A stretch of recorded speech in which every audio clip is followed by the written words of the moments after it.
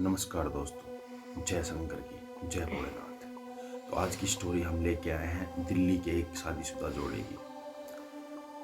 लड़के का नाम रमेश था। लड़के के माता पिता ने उनकी पढ़ाई अच्छी जगह कराने के बाद में लड़के को इतना काबिल बना दिया था कि वो 50-60 हज़ार रुपये महीने ही कमा रहा था। और लड़के के घर वालों ने लड़के के लिए एक अच्छी सी लड़की देख दी। लड़के की जल्दी ही शादी करा दी। शादी होने के बाद में जैसे ही शादी होती है, लड़के की बहुत सारी इच्छाएं थी कि वो अपनी बीवी को कहीं घुमाए।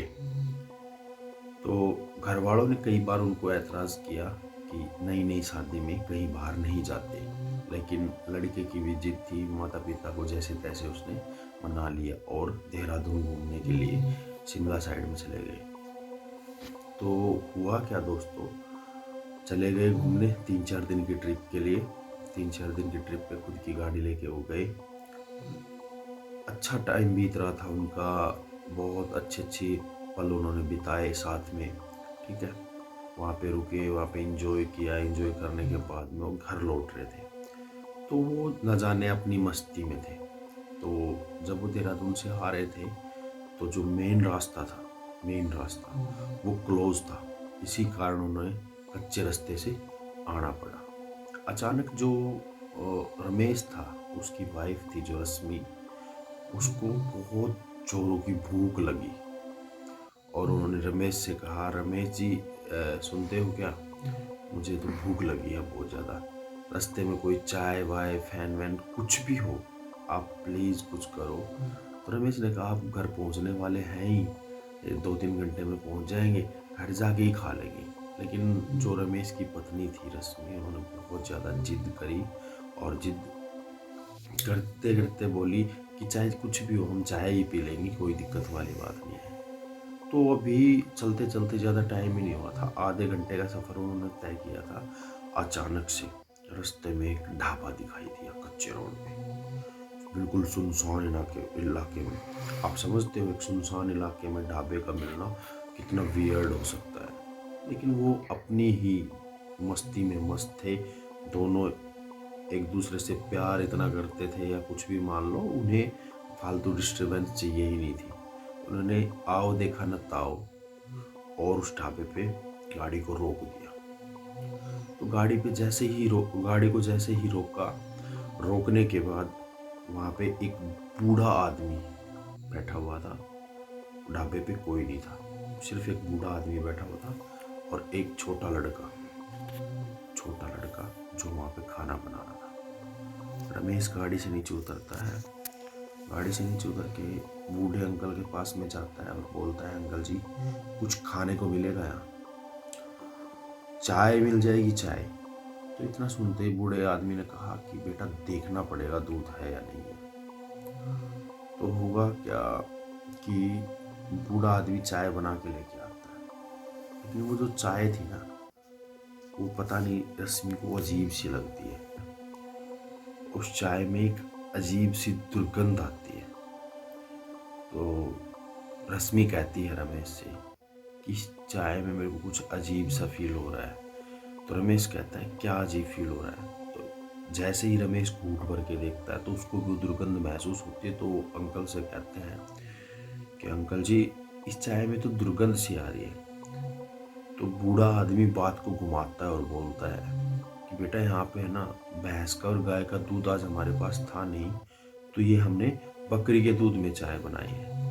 तो उन्होंने सोचा कि कोई नहीं, कि हम एडवेंचर करने तो आए ही हैं यहाँ पे, हमें क्या लेना, दूध चाहे किसी का भी, बकरी का हो, क्या फ़र्क पड़ता है उस चीज़ से। एडवेंचर करने आए हैं, चलो आज बकरी के दूध की भी चाय पी के देख लेते। वो चाय पी लेते हैं और बूढ़ा अंकल उनके जाने से पहले एक बात और बोलता है कि अगर तुम्हें खाना है तो हमारे पास बिरयानी और बची हुई है।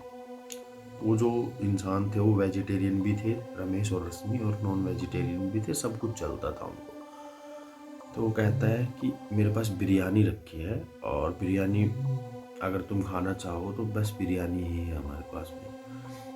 तो बिरयानी में चावल वावल तो ख़त्म हो रखे थे सारे, लेकिन जो जो चिकन था वो बचा हुआ था। वो सोचते हैं कि नहीं हमें यहाँ लेट हो जाएगा, तो रश्मि बोलती है हम पैक करवा लेते हैं, अंकल जी आप पैक कर दीजिए, हम रास्ते में खा लेंगे। तो वो बिरयानी पैक करवा के चल पड़ते हैं। तो 2-2.5 घंटे के सफ़र के बाद में जब वो घर से शायद 50-60 किलोमीटर की दूरी पे होते हैं, तो उसको बहुत ज़्यादा भूख लगती है रश्मि को। वो दोनों बिरयानी को खा लेते हैं। बिरयानी खाने के बाद में वो अपने घर पहुंचते हैं 2 से 2.5 घंटे में। 2 से 2.5 घंटे में घर पहुंचने के बाद में होता क्या है कि उसके साथ में अजीब अजीब चीज़ें होने लगती है रश्मि के साथ में। अजीब चीज़ें कैसी? जैसे मान लो वो बैठी है, बैठे बैठे को चूड़ी खनकने की आवाज़, पायल छनकने की आवाज़, और जब वो नहा रही होती है तो पानी की इतनी ज़ोर से टपकने की आवाज़। तो होता क्या है, एक दिन जब वो घर पे नहीं होती है तो उनको उसको आवाज़ सुनाई देती है पायल छनकने की। सोचती है मेरा वहम होगा, कुछ नहीं है, कुछ नहीं है। तो एक दिन दोस्तों रमेश अपनी ड्यूटी पे गया हुआ था, रात का समय था, और जैसे ही गाड़ी का हॉर्न सुनाई देता है तो रश्मि भाग के बाहर आती है कि रमेश आ गया होगा शायद। तो देखती है गाड़ी खड़ी है बाहर, और गाड़ी खड़ी है तो रश्मि बाहर आके जैसी देखती है, देखने के बाद में अचानक से काला साया वहाँ से सप करके निकलता है। रश्मि मानो डर जाती है और रश्मि भागती है, पूरी चिल्ला के भागती है और एक कॉर्नर में जाके बैठ जाती है, पूरा चिल्लाता है। लेकिन रमेश 10 मिनट पहले ही आ चुका था। रमेश को जैसे ही आवाज़ सुनाई देती है कि उसकी पत्नी की आवाज़ है, ऊपर की साइड में जाता है और देखता है कि उसकी पत्नी ऐसे दुबक के वहाँ बैठी हुई है। तो बोलती क्या हुआ रश्मि? तो रमेश जैसे ही ये बात कहता है, रश्मि कहती है मैंने ये चीज़ देखी, पूरी चीज़ डिटेल में बताती है।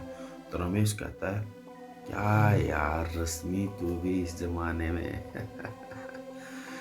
तो कहती है यार तुम मानो ना मानो ऐसा कुछ था। वो थोड़ा सा मतलब विश्वास नहीं करता इन चीज़ों पे, कहता है इस ज़माने में भूत प्रेत की तुम बात कर रही हो क्या यार। तो करते करते 6 महीने 7 महीने निकल जाते हैं, और क्या होता है कि उसकी वाइफ की डेथ हो जाती है, साथ साथ में उसकी माँ की भी डेथ हो जाती है। ये सब होने के बाद में रमेश को एहसास होता है कि कहीं ना कहीं ऐसा ना ऐसा कुछ है। तो रमेश एक बाबा जी के पास जाता है, पंडित जी के पास में, और बोलता है बाबा जी ऐसी ऐसी बात है। तो बाबा जी ने देखा तो बाबा जी सदमे के साथ बोले अरे यार तुम्हारे घर में तो ब्रह्म राक्षस है, और जिसके घर में घुस जाते हैं उसके घर से ऐसे ही नहीं निकलते। अब तो ये मान लो वो तुम्हारे घर को बिल्कुल ख़त्म करके तुम्हारे घर में इतना सा तिनका भी ना छोड़ेंगे, तुम्हें मार के ही जाएंगे। ये बात सुन के रमेश बड़ी मुश्किल से मिन्नतें करता है कि बाबा कुछ करो प्लीज़। तो बाबा कहता है चल ठीक है करते हैं भाई तुम्हारा कुछ। तो महाराज को बुलाते हैं, अगले दिन महाराज आता है, और महाराज का आखिरी दिन था। अब कैसे मैं बता देता हूँ आपको। महाराज जैसे ही घर के अंदर एंट्री करता है तो घर के अंदर जो झूमर लगा हुआ था, झूमर ऊपर से आता है और उसके ऊपर गिर जाता है। गिरते ही बीच से चीर देता है महाराज को। अब ये घटना देख के रमेश और डर जाता है।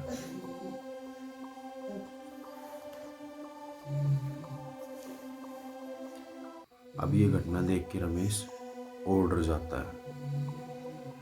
काफ़ी टाइम गुजरने के बाद में उसकी पड़ोस में हल्ला मच जाता है कि उस घर में कभी मत जाना भाई, उस घर में तो रात को बुरी बुरी रोने की आवाज़ें आती हैं, उस घर में ये होता है, उस घर में वो होते हैं ना। पड़ोसी सबसे पहले ज़्यादा फैलाने वाले होते हैं। तो एक अच्छा पड़ोसी था बेचारा, उसने एक तांत्रिक से बात करी और तांत्रिक को वहाँ पे बुलाया। तो तांत्रिक वहाँ पे आया तो तांत्रिक ने क्या देखा, 121 आत्माएं उस घर में थी, एक साथ 121 आत्माएं। तांत्रिक को भी सिद्धि प्राप्त थी।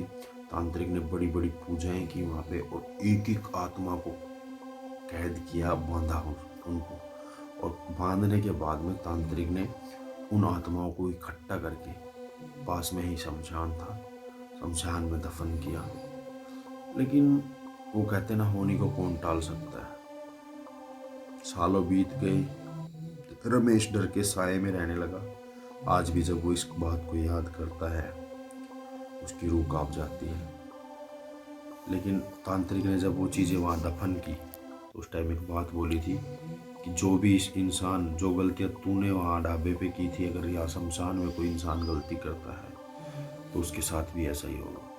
कुछ समय बाद वहाँ पे एक किसान था जिसके घर में डेथ हुई थी, वो अंतिम संस्कार के लिए वहाँ गए थे और उस किसान ने भी वही गलती की और वो 121 आत्माएं उस किसान के साथ चली गई। तो दोस्तों, आपको कैसी लगी हमारी आज की ये स्टोरी? कमेंट सेक्शन में अपनी राय ज़रूर देना और चैनल पे नए आए हो तो चैनल को सब्सक्राइब कर लेना। मिलते हैं अगले वीडियो में। जय शंकर की जय, भोलेनाथ, हर हर महादेव।